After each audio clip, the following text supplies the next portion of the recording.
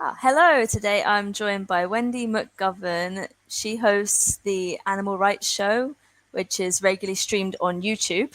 Today we're talking about the animal rights position, which I'm sure Wendy knows all about.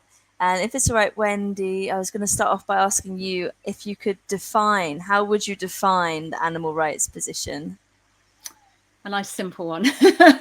um, so I think for me, I don't think there's one specific definition like we have, vegan society definition of veganism and all that. I think my definition is kind of evolving and changing at times as we go along. But the fundamental of that position is it's a position of solidarity with our fellow animals. So it's a call to respect their inherent rights and their inherent rights for freedom, for equality, for self-determination.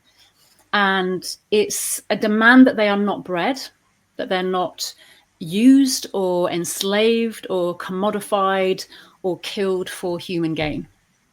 And then I would go even further than that and say that I believe it's a vision for a world where all animals have the spaces and resources and opportunities to flourish in ways that are important to them and to us, we're all animals, and we all should have those opportunities to flourish. So that's, I'd say, in a nutshell, how I see it. Yes, thank you. And would you mind explaining a little bit to our listeners how that differs to the welfare perspective? There's a lot of the time people talking about welfare, how can we make the welfare better for the animals? But maybe you can explain a little bit more about why that's very different from the animal rights position. Yes, so I just want to clarify about rights and welfare, that actually rights isn't opposed to the welfare of our fellow animals. It's not an opposition. It's not like we need to have rights or welfare. Actually, we are very, very, we consider the well-being and welfare of our fellow animals of the utmost importance, of course.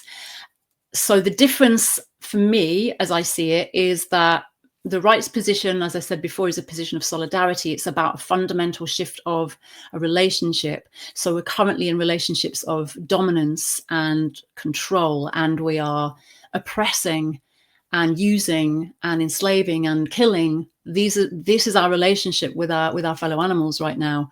And so that's what we're trying to change. We're trying to change that relationship and make it one of more respectful and more equality, more freedom, where we're respecting those inherent rights, as I mentioned before. The difference for me with the so-called welfare position, it's not about not caring about the well-being of our fellow animals. Of course, as I said, that's really important. It's more that, for example, a welfare organization might well be campaigning for better treatment of our fellow animals, more space for them to be kept in a better way. So but they're still supporting the use. They're still supporting the breeding. They're still supporting the killing. They're still saying it's okay for us to use our fellow animals in any way that we choose, for whatever purpose, because they're here for us. But we just want to do it in a less cruel way. We want to do it in a way that might respect, they give them a little bit more space. Or, for example, there's big campaigns to give hens that are being used for their eggs to have more space, or to come out of cages, or to come out of the battery cages. That was a big campaign. Or it might be that campaigning to end the transportation of fellow animals to overseas for slaughter. Let's kill them closer to home rather than giving them that distressing, arduous journey and killing them overseas. So they're not campaigning for the end of the killing or the use. They're campaigning for just a better way of using them. And that, for me, is the fundamental difference. And that's where there's a lot of conflict, I guess, within people who campaign for welfare and people who are wanting to change that fundamental relationship altogether. I hope that I explained that okay. No, you explained that really clearly. Thank you. That's great. Can I also ask you a bit about why you went vegan and when that was, and what were the reasons that you made that change? Yeah, so it actually, if I think back and join the dots backwards, really my very first experiences of other animals was I always felt that they were important. They were always very important to me. And not just ones that I knew that were in my life, like in my home or anything like that, but other animals that I met outside or I came across, I saw, and I have this very horrific memory of when I was really young, seeing another young boy, similar age to me, cutting up a bee on the pavement outside my nan's house, and just I was filled with so much emotion, like horror and grief and sorrow and helplessness. And that was one of my earliest experiences of that kind of feeling that I still have now today. So it started really with that relationship of feeling that they were important to me. And I had this real sense of caring about them in such a big way. And I preferred being around them most of the time to most humans, to be fair. And that just kind of continued on in many different ways. And when I connected who I was eating, then that was a massive shift for me in terms of I was only young, but I decided to stop consuming flesh, so-called meat, because I realized I was eating someone rather than, it's like, what? This is the lamb that what? So I just said, no, Mum, no more. I'm not consuming. So then I became vegetarian, even though I didn't vocalize it as I'm vegetarian now. It's like I'm not eating animals, basically. And then I got involved a few years after that in animal rights activism, actually, so anti-vivisection work. And I started getting involved in campaigns and lots of different stuff with uncaged campaigns. And it was as a part of those campaigns and being around more people who were, fighting for animals in different ways that I started to become more aware of veganism. And at that point, it was still in my mind that veganism was more of a dietary thing. Now, let me just state for the record, veganism is not a diet. However, at that point in time, for me, veganism was almost like an extreme version of vegetarianism. It was like, I remember saying to people, because we're going back like nearly 30 years now since I've been vegan. So I remember saying to people, oh, it's like vegetarian, but like you don't consume any part of the animal, you don't wear them, and you don't buy products that are tested on them. So it was a kind of shift once I became aware of it that just really aligned with my values. And that's how I feel now. It's like once I knew about veganism, it's like, okay, well, this is obviously the natural way to go.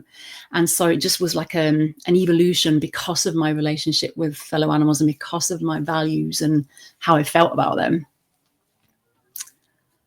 That's really beautiful that you had that empathy for them for such a young age. And then as you got older, you sort of aligned your actions with your values. Did you face any challenges at all when you first went vegan? Do you mean going vegan or as when I was vegan? When you were vegan, did you find any foods hard to give up? Did you have any challenges socially? I think all of that comes into it. I think, but it was challenges. It wasn't like that was going to stop me though. It was like, okay, this is just what I have to deal with now. So back at that time, vegan friendly and animal free options and products were not a big thing. Like you literally had a few soya milks, a few really rough vegan cheeses, a little bit of this and that. So it wasn't like it was as easy as it is now. So it was actually at times quite tough. And in terms of the dietary aspect of veganism, but it wasn't like, oh, it's too hard, I'm not going to do it. It was like, no, this is what I'm doing. How do I do it? So it was not negotiable in that way for me anyway. But yeah, there were times when I remember going out for something to eat, and there would be one vegetarian option with cheese on it. So it was like, oh, can you take the cheese off that? Well, not really. It's kind of baked in. Okay, what have you got that hasn't got any flesh, eggs, cheese, milk stolen from a cow, all of that stuff? Oh, but you can have a few pieces of lettuce and a jacket potato, but no butter on it. It'd be things like that. Or I remember once going and literally and this is actually not that long ago. It's about 12 years ago, so not that long. I went to pub. It was late at night, and it was like trying to find something to eat, and ended up sharing. I was on a date as well. We shared like a bag of crisps and a bag of nuts because they had nothing. That's terrible. That's not that long ago. So there have been times when it's been like, yeah, it's been, it's like, but I'll be like, you know what, I'll eat later. I'll go hungry because that's just not happening. So it was hurdles, but not in a way that felt insurmountable. They were always like, surmountable. Yeah. And yeah. And the social thing, I think that has been the thing. I think going vegan as well, probably I would have gone vegan sooner if I'd known more vegans, if it had been out there more, been talked about more, if I had the support of others and modeled how to do it a little bit more easily, and then had that support. Even now, I don't live around or know around a lot of local people. All my vegan friends are like online or, spread out and about. So it is, I think, important to find that support network and be around like-minded people, because I think that's the way you can really embody your values and stick to them and feel supported in it, because that can be quite tough if you're not around other people who get it. So that has sometimes been not a struggle in that I'm going to give it up, but just it's just like you look around and think, okay, I'm swimming against the tide. But yeah, and on that, we will be promoting a lot of the vegan community and the vegan events through our Why Go Vegan website as well. Because you're so right, having a vegan community around us does make all the difference, having that support. Yeah, so I wanted to thank you so much, Wendy, for coming on and interviewing us for Why Go Vegan. It's been an absolute pleasure, and I hope you have a great rest of your day. Oh, thank you for having me on, Victoria. It's such a pleasure, and I hope it goes really well.